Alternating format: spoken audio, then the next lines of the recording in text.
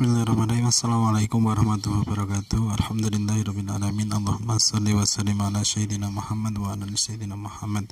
Alhamdulillah, pada kesempatan kita pada sore hari ini kita bisa bertemu kembali. Salawat dan salam semoga tercurah limpahkan kepada uswah hasanah kita, teladan terbaik kita, Nabi besar Muhammad SAW, Nabi yang senantiasa kita contoh setiap aktivitas kehidupannya, dengan harapan kelak akan bersama dengan beliau, bertetangga dengan beliau di surganya Allah Subhanahu wa Ta'ala. Amin amin ya rabbal alamin. Amma ba'du, pekan kemarin kita sudah mengkaji tentang faktor-faktor yang menumbuh suburkan ruhiyah kita, dan kemarin di bagian yang pertama ada beberapa hal atau beberapa faktor yang berkaitan dengan kepekaan jiwa. Pada sore hari ini kita akan mengkaji dari kitab Tazkiyatun Tarbiyah Ruhiyah Dr. Abdullah Nasih Ulman, yaitu yang kedua, bagian yang kedua, hal-hal atau faktor-faktor yang menumbuh suburkan ruhiyah, yang faktor yang berkaitan dengan segi amaliyah. Amal-amal yang menumbuh suburkan rohani banyak sekali, bahkan mencakup seluruh kehidupan seorang muslim. Di sini Syekh Abdullah Nasih Ulman merinci beberapa bagian yang terpenting. Yang pertama adalah memperbanyak tilawah Al-Quran dengan tadabbur. Bacaan yang disertai tadabbur yang khusyuk mampu mempertajam pandangan yang sudah tumpul, merupakan pemusnah pandangan-pandangan yang sempit dan obat bagi hati yang sedang sakit. Apabila seorang mukmin sudah konsisten membaca Al-Quran dengan tenang, tadabbur dan khusyuk, maka akan terbukalah belenggu-belenggu yang memborgol hatinya, dan akan terpancar pula cahaya Al-Quran di dalam jiwanya. Itulah yang disampaikan Allah Subhanahu wa Ta'ala dalam surat As-Sad ayat ke-29. Kitabun anzalnahu, a'udzubillahi minasyaitonirrajim, kitabun anzalnahu ilaika mubarakun liyadabbaru ayatihi wa liyatadakkaru ulul albab. Ini adalah sebuah kitab yang kami turunkan kepadamu, penuh dengan keberkahan, supaya mereka memperhatikan ayat-ayat dan supaya mendapat pelajaran orang-orang yang ulul albab, orang-orang yang memiliki pikiran. Rasulullah SAW sendiri selalu membaca Al-Quran secara dawam atau rutin. Beliau mohon kepada Allah agar menjadikan Al-Quran sebagai taman dalam hatinya, cahaya bagi pandangannya, penghapus duka dan pemusnah kebingungan. Nabi SAW pernah berdoa dengan doa berikut ini: Allahumma inna abduka wabnu abdika wabnu amatika nasiyatika biyadika madin fiya hukmuka adalun fi qada'uka as'aluka bi kulli ismi huwa laka huwa laka samaita bihi nafsak aw anzaltahu fi kitabik aw alamtahu ahadan min khalqika aw ista'asrata bihi fi ilmil ghaibi indaka an taj'alal qur'ana rabbi'al qalbi wa nurun basari wa jalaa khuzni wa dhahaba hammi wa la khawla wa la quwata illa billah. Rasulullah pernah berdoa yang artinya tadi, ya Allah, aku hambamu, anak hambamu yang laki-laki dan anak hambamu yang perempuan. Ubun-ubunku ada di tanganmu, aku berjalan berdasarkan hukummu, melaju dalam ketentuan-ketentuanmu. Aku memohon kepadamu dengan semua nama yang menjadi milikmu, nama yang engkau berikan untuk dirimu atau yang engkau ajarkan kepada salah seorang dari makhlukmu atau yang engkau sembunyikan dalam ilmu gaib di sisimu. Jadikanlah Al-Quran sebagai taman hatiku. Antaj'al al-Qur'ana rabi'al qalbi. Jadikan Al-Quran sebagai taman hatiku. Wa nuro, cahaya mataku, penghapus duka. Wa jalaa khuzni, penghapus duka. Wa dhahaba hammi, pelenyap kebimbangan. Dan tidak ada kemampuan dan kekuatan kecuali dari Allah. La haula wa la quwata illa billah. Cukuplah bagi pembaca Al-Quran kemuliaan dan kebanggaan bahwa Al-Quran sebagai pemberi syafaat di hari kiamat nanti. Imam Muslim meriwayatkan dalam salah satu yang hadis yang diriwayatkan oleh beliau, Iqra'ul Qur'an fa innahu ya'ti yaumal qiyamati syafi'an li ashabihi. Iqra'ul Qur'an, bacalah Al-Qur'an, fa innahu ya'ti, dan kelak dia akan yaumal qiyamah, di yaumil qiyamah, syafi'an li ashabihi, akan memberi syafaat kepada ashabihi, sahabat Al-Qur'an. Dan cukuplah bagi membaca Al-Qur'an kejayaan dan keagungan, karena mereka akan bersama-sama dengan para malaikat, sebagaimana hadis yang diriwayatkan dari Aisyah radhiyallahu anha dalam kitab Sahih Bukhari dan Muslim, alladzi yaqra'ul Qur'ana wa huwa mahirun bihi ay hadikun ma'as safaratil kiramin barah walladzina yaqra'ul Qur'ana wa yatta'u fihim wa huwa alaihi syakul lahu ajruna. Orang yang membaca Al-Quran dan dia mahir membacanya akan bersama para kiramim bararah, malaikat yang mulia dan patuh. Orang yang membaca Al-Quran sambil wayatta'u, sambil terbata-bata, tersendat-sendat dan sulit membacanya, maka baginya 2 pahala. Cukuplah bagi pahala orang yang membaca Al-Quran, karena baginya dari setiap huruf 10 kebaikan.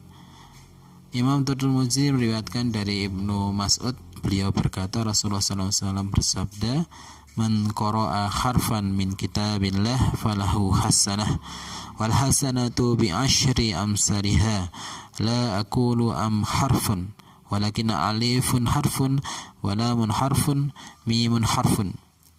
Barang siapa membaca 1 huruf dari kitabullah, maka baginya 1 kebaikan, dan kebaikan tersebut akan dibalas dengan 10 kali lipat. Aku tidak mengatakan bahwa alif lam mim itu 1 huruf, tapi aku mengatakan alif itu 1 huruf, lam 1 huruf, dan mim 1 huruf. Membaca Al-Quran kadarnya berbeda-beda, tergantung kondisi kita sendiri. Yang terpenting jangan biarkan 1 hari pun terlewat tanpa membaca kitabullah. Di sini Dr. Abdullah Nasiulwan mengemukakan berbagai pembagian wirid Al-Quran sebagaimana yang dilakukan oleh generasi salaf, sebagaimana diungkapkan pula dalam kitab Maksurat Himpunan Hasan Al-Banna, agar para dai mencontoh apa yang bisa ia lakukan. Yang pertama, waktu tercepat menghatamkan Al-Quran adalah 3 hari. Mereka para ulama yang menganggap makruh apabila seorang menghatamkan Al-Quran dalam waktu kurang dari 3 hari. Mereka berkata, khatam Al-Quran dalam waktu kurang dari 3 hari adalah tergesa-gesa. Hal ini tidak mendukung si pembaca untuk memahami dan mentadabbur. Dan khatam Al-Quran dalam waktu lebih dari 3 bulan adalah keterlaluan. Jadi kalau khatam Al-Quran dalam waktu lebih dari 3 bulan adalah keterlaluan dalam meninggalkan Al-Quran. Ad-Daud, At-Tirmidzi, Ibnu Majah meriwayatkan dari Abdullah bin Amr bin As, beliau berkata, Rasulullah SAW bersabda, lam yafqah man qara'al Qur'ana fi aqalli minas salas. Tidak akan paham orang yang membaca Al-Quran dalam waktu kurang dari 3 hari. Kemudian para ulama salaf bagi yang kedua, batas pertengahan yang dilakukan oleh para ulama salaf, jika memungkinkan hendaklah seorang menghatamkan Al-Quran dalam waktu 1 pekan. Rasulullah SAW menyuruh Abdullah bin Amr agar menghatamkan sekali dalam sepekan, sebagaimana tercantum dalam kitab Bukhari Muslim. Hal ini dilakukan juga oleh para sahabat Nabi seperti Utsman bin Affan, Zaid bin Mas'ud, Wain bin Sabit, Abdullah bin Ma'us, dan Ubay bin Ka'ab.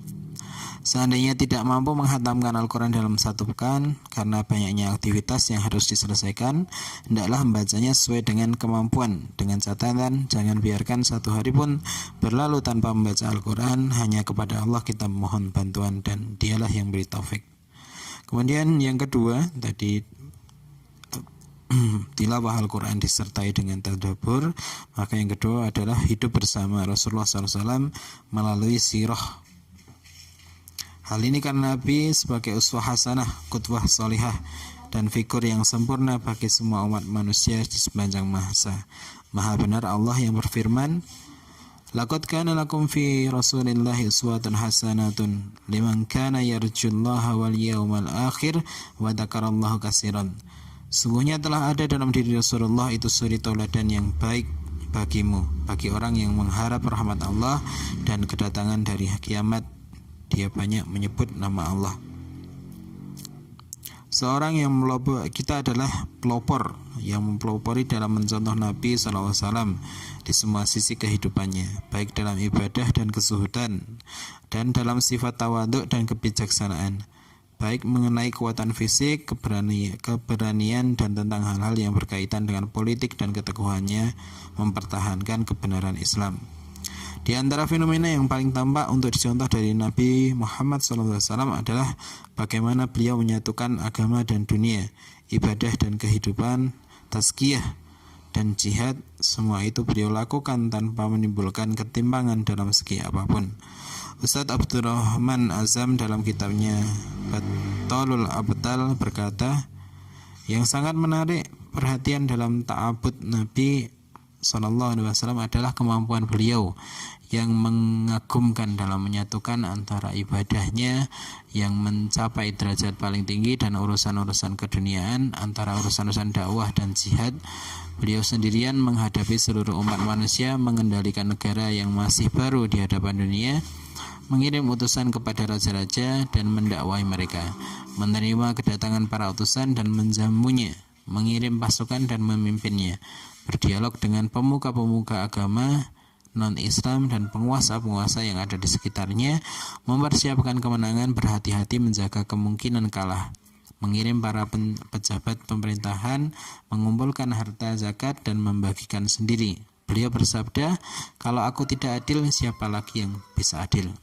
Beliau mensyariatkan dinullah kepada umat Islam, merinci wahyu yang masih global, menjelaskan yang masih sulit, menggariskan sunnah-sunnah, mengembalikan permasalahan yang tidak dijelaskan oleh Allah kepada permasalahan yang sudah jelas. Dengan semua kesibukan di atas, beliau tetap melaksanakan kegiatan sehari-harinya yang tidak dapat dilakukan oleh tokoh-tokoh dunia selainnya. Di antara semua kesibukan dan kepentingan itu, Nabi SAW muncul sebagai abid siang dan malam. Khalwat Rasulullah dengan Allah Azza wa Jalla dikenal lebih serius dibandingkan mereka yang berkholat di biara-biara atau di puncak-puncak gunung. Penyatuan antara agama dan dunia menjadikan dirinya sebagai pahlawan di antara semua pahlawan. Nabi SAW satu-satunya figur yang berdiri tegak dengan sendirinya dalam sejarah manusia tanpa ada yang mampu menyaingi. Setelah kita pelajari bagaimana Nabi SAW mengkombinasikan agama dengan dunia, ibadah dengan kehidupan, maka mencontoh ibadah Nabi hendaklah seorang dai mencontoh Nabi SAW kepada Allah ketika dia beribadah kepada Allah. Hendaklah selalu terbayang di benaknya bahwa sungguhnya Nabi SAW selalu beribadah sepanjang malam. Hanya sedikit beliau sisakan untuk istirahat, bahkan bertahajud malam hari sampai tumitnya bengkak.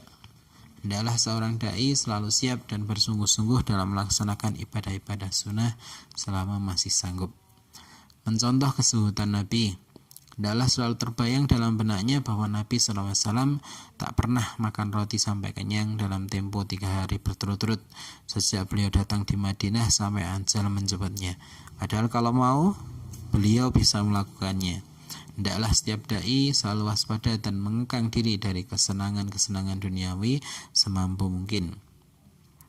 Mencontoh ketakwaan Rasulullah, hendaklah selalu terbayang dalam benaknya bahwa Nabi SAW duduk tanpa alas, beliau makan bersama pembantu, menjahit sendiri pakaiannya, memperbaiki sandalnya, membantu pekerjaan istrinya, menanggapi panggilan orang yang merdeka, pembantu, budak, belian, duduk di mana saja dalam pertemuan. Hendaklah seorang dai selalu waspada dan merendahkan hati di hadapan orang-orang mukmin lainnya sebisa mungkin. Juga mencontoh kesabaran dan kelembutan Nabi. Hendaklah selalu terbayang dalam benak kita apa yang disabdakan oleh Rasulullah SAW setelah menaklukkan Mekah kepada orang-orang dulu, bersikeras menentangnya, mengeluarkannya dari negerinya dan bersekongkol untuk menghabisi nyawanya. Beliau bersabda, "Wahai sekalian orang Quraisy, apa kira-kira yang akan aku lakukan terhadap kalian?" Mereka menjawab, "Engkau adalah saudara yang mulia dan anak saudara yang mulia." Kemudian beliau melanjutkan, "Pergilah kalian semua bebas." Terhadap orang yang kemudian dulu mengekang, mengejar-ngejarnya, ingin membunuh Rasulullah. Juga kita perlu mencontoh keteguhan Nabi dalam mempertahankan prinsip. Hendaklah selalu terbayang dalam benak kita keteguhan Nabi yang langka dan keberanian beliau mengagumkan terhadap orang-orang musyrik Quraisy, yaitu di saat beliau berkata kepada pamannya, "Paman, demi Allah, seandainya mereka meletakkan matahari di tanganku dan bulan di tangan kiriku supaya aku meninggalkan urusan ini, dakwah Islam ini, aku tidak akan meninggalkannya sehingga Allah memenangkan dakwah atau aku binasa karenanya." Mencontoh kekuatan fisik, hendaknya terbayang dalam benak kita bahwa Rasulullah SAW sanggup mengalahkan Rokanah 3 kali dalam adu gulat. Hendaklah beliau mampu meladeni tangan Ubay bin Khalaf di perang Uhud. Bagaimana para sahabat meminta bantuan kepada beliau untuk memecahkan sebuah batu dalam parit waktu perang Khandaq. Hendaklah seorang dai memelihara kekuatan fisiknya sesuai dengan kemampuannya. Mencontoh keberanian Rasulullah, hendaklah terbayang dalam benaknya bahwa bagaimana sikap Rasulullah SAW yang tegas dalam perang Hunain, yaitu ketika tantangan dunia menuntut keberanian yang tegas. Ketika itu beliau bersabda, "Ana nabiyyu lakadib anna banu Abdul Muttalib." Aku nabi, aku tidak dusta, aku putra Abdul Muttalib. Hendaklah kita sanggup memasuki kancah perangan sebisa mungkin. Demikianlah jika seorang dai ingin meneladani dari kehidupan Rasulullah SAW yang mulia. Berikutnya adalah selalu menyertai orang-orang pilihan, yaitu mereka yang berhati bersih dan mengenal Allah, bersama dengan orang-orang soleh. Tidak dilakukan lagi bahwa seorang dai lebih patut dari yang lainnya untuk menyertai orang-orang yang bertakwa dan bergaul dengan orang-orang yang berhati bersih dan ma'rifat kepada Allah. Hal ini disebabkan 2 perkara. Yang pertama adalah karena Islam memerintahkan agar selalu menyertai mereka, sebagaimana firman Allah Subhanahu wa taala, "Ya ayyuhalladzina amanu taqullaha wa kunu ma'as-shadiqin." Hai orang-orang yang beriman, bertakwalah kepada Allah dan hendaklah kamu beserta orang-orang yang benar. Imam Abu Dawud dan Imam Tirmidzi meriwayatkan dari Abu Sa'id Al-Khudri, Nabi SAW bersabda, "La tusahhib illal mu'minan wa la ya'kulu ta'amaka illan taqi." Janganlah kamu bersahabat kecuali dengan orang mukmin, dan janganlah memakan makanan kecuali orang yang bertakwa.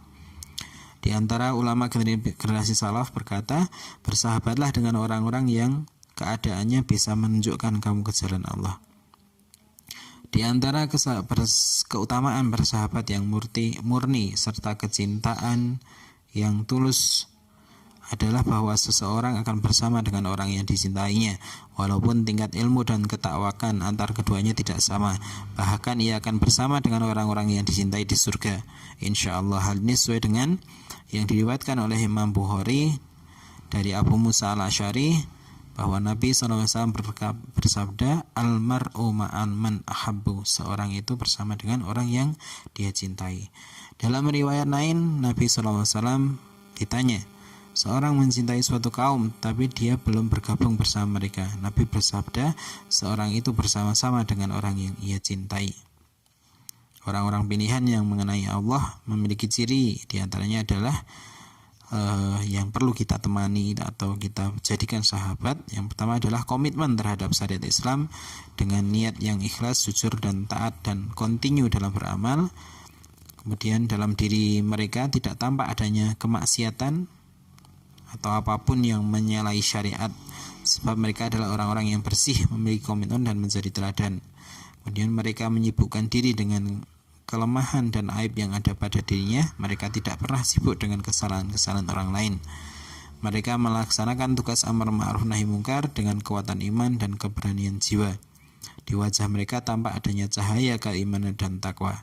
Mereka memperhatikan umat Islam dan bersemangat menghadapi segala permasalahan yang dihadapi umat. Bergerak secara jujur demi tanggung jawab dakwah dan punya semangat yang ikhlas dalam perbaikan umat dan jihad. Jika seorang dai menemukan penyeru kebenaran, petunjuk kebaikan, imam penunjuk jalan dengan ciri yang kita sebutkan tadi, maka hendaklah berusaha untuk menemani mereka, terus menyertai mereka dan selalu hadir dalam majelis-majelis mereka tanpa bosan atau merasa tidak perlu. Sebuah pepatah mengatakan, "Tamassak in dhafarta bidaili khur, fa inna khurra fid dunya qalil." Jika kau bisa, ikutilah orang-orang merdeka. Sungguh orang merdeka di dunia itu hanya sedikit. Hendaklah seorang dai bersikap hati-hati terhadap dai yang buruk, yakni mereka yang biasa menggugurkan tuntunan agama dari diri mereka dan para pengikutnya, membekukan hukum Islam, menakwilkan dalil-dalil mana yang bertentangan dengan maksud yang sebenarnya, kepribadian dan tuntunannya tidak sesuai dengan syariat dan jauh dari manhaj generasi salaf.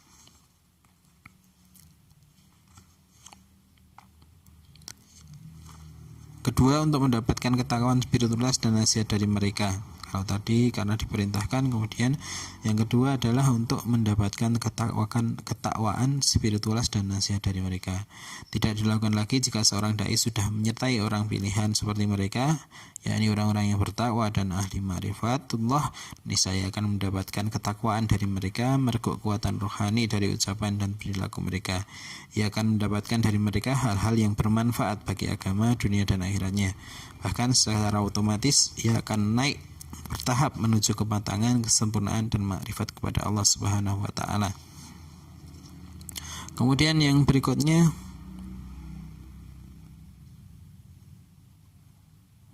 zikir kepada Allah di setiap waktu dan keadaan. Perintah berzikir kepada Allah secara kontinu banyak kita temukan dalam ayat Al-Qur'an dan hadis-hadis Nabi. Di antaranya adalah ayat Al-Qur'an yang berfirman, "Fadkuruni adkurkum." Oleh karena itu ingatlah kamu kepadaku, niscaya aku akan mengingat kalian. Dalam sebuah hadis qudsi diriwayatkan, kata Allah berfirman, aku selalu mengikuti sangkaan hambaku dan aku selalu menyertainya jika ia berzikir kepadaku. Jika ia berzikir kepadaku dalam hatinya, aku ingat kepadanya dalam diriku, dan jika ia zikir kepadaku dalam majelis orang banyak, niscaya aku ingat dia dalam kumpulan yang lebih banyak dari kumpulannya. Jika ia mendekatkan diri kepadaku satu jengkal, maka aku mendekatkan kepadanya satu hasta. Dan jika ia mendekatkan kepadaku satu debah, jika ia datang kepadaku dengan berjalan, maka aku akan mendatanginya dengan berlari kecil. Itulah berzikir. Jika seorang mukmin ingin selalu menemukan kenikmatan dan ketenteraman zikrullah di relung hatinya, hendaklah ia merasakan adanya keagungan Allah tertancap dalam hati, merasuk dalam jiwanya. Berkaitan dengan makna zikrullah, dengan lisan, semua ayat-ayat dan hadis-hadis memerintahkan untuk berzikir kepada Allah dalam kandungan maknanya terhadap perintah untuk berzikir dengan lisan. Di antara yang menguatkan kesimpulan tersebut adalah hadis dari Abu Hurairah yang diriwayatkan oleh Imam Ibnu Majah. Rasulullah SAW bersabda, sungguhnya Allah berfirman, aku menyertai hambaku apabila ia berzikir kepadaku dan kedua bibirnya bergerak menyebut namaku. Kemudian ayat dalam surat Al-Anbiya, Allah berfirman yang artinya, maka tanyakanlah olehmu kepada orang-orang yang berilmu jika kamu tidak mengetahuinya. Ahlu dzikir. Yang dimaksud dengan ahlu dzikir dalam surat tersebut adalah khusus para ulama.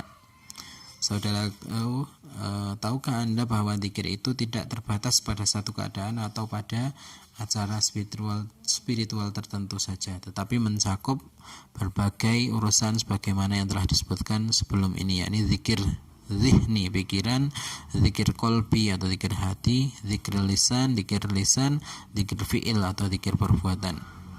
Bersungguh-sungguhlah dalam berzikir kepada Allah secara kontinu agar diri Anda naik ke ketinggian rohani.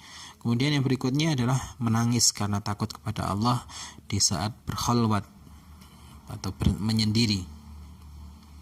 Tidak syak lagi manakala seorang dai berkhalwat dengan Rabb-nya, dia akan mengingat kembali dosa-dosanya yang telah lalu dan mungkin terjadi, membayangkan neraka jahanam dan semua kejadian yang mengerikan, membayangkan hari akhirat dan semua peristiwa-peristiwanya.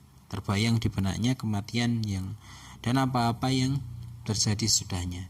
Dia bandingkan antara amal-amalnya dengan amal-amal as-sabiqunul awwalun, para salaf. Dengan itu semua niscaya hatinya akan terenyuh, jiwanya tergetar dan air matanya meleleh. Setelah peringatan seperti ini, ia akan kembali menghadap Rabb-nya dengan bertaubat, beristighfar, berzikir, menjaga batasan-batasannya, mengikuti perintahnya, menjauhi larangannya, bahkan akan termasuk mereka yang berlomba-lomba dalam melaksanakan amal kebaikan. Berlomba dalam melaksanakan kebaikan, bersegera dalam taatan dan tunduk patuh kepada Rabbul Alamin. Ada beberapa keutamaan ketika seorang menangis karena takut kepada Allah Subhanahu wa taala. Yang pertama adalah mereka berada di bawah naungan Allah di hari kiamat, sebagaimana hadis 7 golongan sab'a yudhiluhullah fi dhilli yaumal la dhilla illa dhilluhu, tidak 7 golongan yang tidak dinaungi kecuali oleh tidak, di mana tidak ada naungan selain naungan Allah, dan salah satunya dari golongan itu adalah warajulun dzakarallahu khaliyan fafaddat ainahu, yaitu adalah seorang yang berzikir kepada Allah menyendiri dan menangis karenanya. Kemudian fadilah berikutnya adalah terbebas dari azab Allah. Rasulullah bersabda yang diriwayatkan oleh Imam Tirmizi, ainani la tamassuhun nar, ainu bakat min khasyatillah wa ainu batat takhrusu fis sabilillah. Dua jenis mata yang tidak akan disentuh oleh api neraka, yaitu mata yang menangis karena takut kepada Allah dan mata yang i'dad, berjaga-jaga fi sabilillah. Kemudian keutamaan menangis di hadapan Allah berikutnya adalah mereka berada dalam limpahan cinta kasih ilahi, sebagaimana sabda Rasulullah, laisya syai'un ahabbu ilallahi min qadrataini wa asarraini, qadratu tumu'in min khasyatillah wa qadrahu damin tumraqul fis sabilillah wa ammal atharan fa atharu fi sabilillah wa asara fi faridatin min faraidillah ay salatil jamaah. Tidak ada yang lebih dicintai Allah dari 2 tetes dan 2 bekas, tetes air mata karena takut kepada Allah dan tetes darah yang tertumpah fisabilillah. Dan 2 bekas tersebut adalah bekas berjihad di jalan Allah dan bekas dalam kewajiban yang Allah wajibkan, yaitu salat berjamaah. Kemudian fadilah menangis ketika berkhalwat di hadapan Allah adalah mereka berada dalam ampunan dan maghfirahnya. Idza iksa'ara jildul abdi min khasyatillah tahattat anhu dunubuhu ayyutanasarat kama yatahatta anis syaharatil yabisati warraquha. Apabila seorang hamba merinding karena takut kepada Allah, maka dosa-dosanya berguguran bagai bergugurannya dedaunan dari pohon yang kering. Jika kita buka lembaran sirah Nabi, kehidupan para sahabat dan generasi salaf, niscaya akan kita temukan gambaran dari figur-figur baik untuk diteladani, sebagaimana ibadah mereka kepada Allah dengan tangis karena takut kepadanya, bagaimana mereka merasa kebesaran dan keagungannya. Imam Bukhari dan Imam Muslim meriwayatkan dari Ibnu Mas'ud, ia berkata, Nabi SAW berkata kepada saya, bacalah Al-Quran untukku. Saya menjawab, wahai Rasulullah, apakah saya harus membaca Al-Quran untukmu padahal kepadamu Al-Quran diturunkan? Rasulullah bersabda, saya ingin mendengarnya dari orang lain. Maka saya membacakan sampai surat Nisa untuk beliau. Ketika sampai pada ayat, maka bagaimana halnya orang-orang kafir nanti apabila kamu mendatangkan seorang saksi Rasul dari tiap-tiap umat, dan kami mendatangkan kamu Muhammad sebagai saksi atas mereka sebagai umatmu. Nabi berkata, cukup. Ketika saya menoleh padanya, dia meneteskan air mata mengalir dengan deras. Kemudian yang kedua, Rasulullah SAW sering menziarahi Ummu Aiman.